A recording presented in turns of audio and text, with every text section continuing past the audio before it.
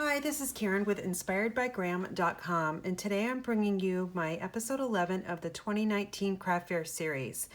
And what we're going to be making today are these holders for emery boards.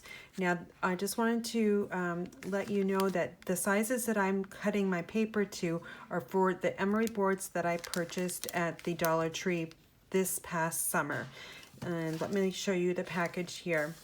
It looks like this. They come two to a package. So I know that you can't get these. Well, I couldn't find them today at the my local Dollar Tree, so they didn't even actually have any of them. They just had the standard smaller ones. So I've got to search out for more of these because I'm looking to do about 40 of these for my next craft fair. So anyway, let me just set this aside and bring in the new Stampin' Up trimmer. It's this awesome trimmer. I just love it. And I've got a piece of cardstock here, and what I'm going to do is I'm going to cut this Mossy Meadow cardstock down to 1 3/4 by 11, so just one cut. All right, and then what we're going to need to do is we're going to need to score. So we'll lift the arm, and we're going to score at 4 1/2. So let me just slide my cardstock down to 4 1/2. And this, give it a nice little score. I made that nice score line there. All right. Now what we're going to do is I'm using the Magnolia Lane Designer Series paper from Stampin' Up. And we're going to just make one cut, and this is cut at 1 1/2 inches by 12. All right. And we'll set this other bigger piece aside. Now what we're going to do is we're going to rotate the paper, and I'm going to cut at 4 1/4. Slide the paper up to 6. And then we're going to use this, so don't lose it, okay? And we're all set. Now what we need to do is we just need to put the paper onto the cardstock. So I'm going to just use my bone folder here just to give this a nice burnish. And I'll bring in my adhesive here. And I'm just going to run the adhesive down the left and the right side.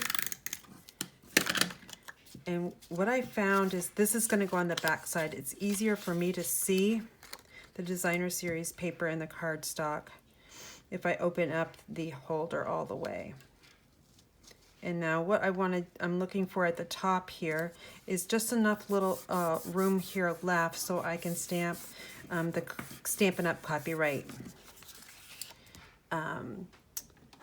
wording here. So let me just bring in that stamp here. I'm using Mossy Meadow ink, which is the same color as the cardstock. And we're just going to ink that up. And we'll just stamp it down there. And we're all set there. Now let's put the rest of the Designer Series paper on. So again, this piece is 1 1/2 by 4 1/4, and it's going to go on the front side. So make sure when you're putting it on the front side that the paper is going the correct way, because you don't want your flowers to go upside down. And again, I'm just opening this up, and I'm looking for a 1/4 inch border on all 3 sides. And it doesn't really matter on the top because it's going to get covered up by the daisy that we'll be punching out. All right, so that's what this looks like now. And then this final piece here, it's not actually the correct size, but that's okay because the daisy that I'm going to be punching out, because there's a lot of green here showing, it won't show once you get the daisy on there. So no need to worry there. So now we're going to open this up, and I'm using my Tombow liquid glue. And what I'm doing is I'm going to just run a small amount on the side here. And then I'm going to close this up. All right. And I'm just going to give this a nice press here with the bone folder, just so I know that it's going to be stuck down. Now this is going to be set aside so it will dry. Okay, so now I'm going to bring in a scrap piece of Mossy Meadow. I've got my ink. And let me show you the stamp set somewhere. It's actually here on my desk. Oh boy, here it is. Which I love about the Daisy Lane stamp set, and hopefully it's not too shiny here with the plastic here is that any of these sentiments here work for this project. We're going to be using the small daisy here, and in the examples that I showed you at the end, I've used all of these except for this one. I still need to use this one, but today we're going to, I'm just going to show you It's Your Time to Shine, and we'll punch that out with one of my punches that I have. So I love this set, and you can get it as a bundle, so take advantage of the savings there. All right, so I need the little small daisy, and we're just going to ink this up, and I'm making sure that the petal is straight up and down because it'll be so much easier to punch out once. And I'll show you here. I've got the daisy, the medium daisy punch. And I like the tone-on-tone color here. I'm just going to line up the punch with the daisy, and then we're just going to punch it out. Okay, super easy, super quick. I'm going to put this aside here so that I don't put my hands in it. All right, so now we're going to assemble the daisy. I've got a glue dot here, and I'm just going to stick one on the back side of the center of the flower, and now we're going to offset the daisy so it gives it a real full effect, and we'll just press that down slightly. Now I've got the gold faceted gems, and I'm using the medium one. The small one will work as well, and it's just going to go down in the center here. Okay, see how that I love that center here, the gold faceted gem. It just looks really, really pretty on that daisy. Hopefully you can see that.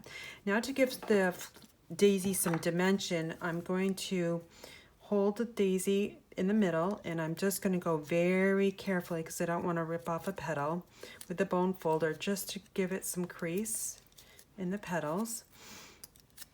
And this, like I said, just gives dimension to your flower. Okay, all right, so instead of just it being flat, now it's got some life into it.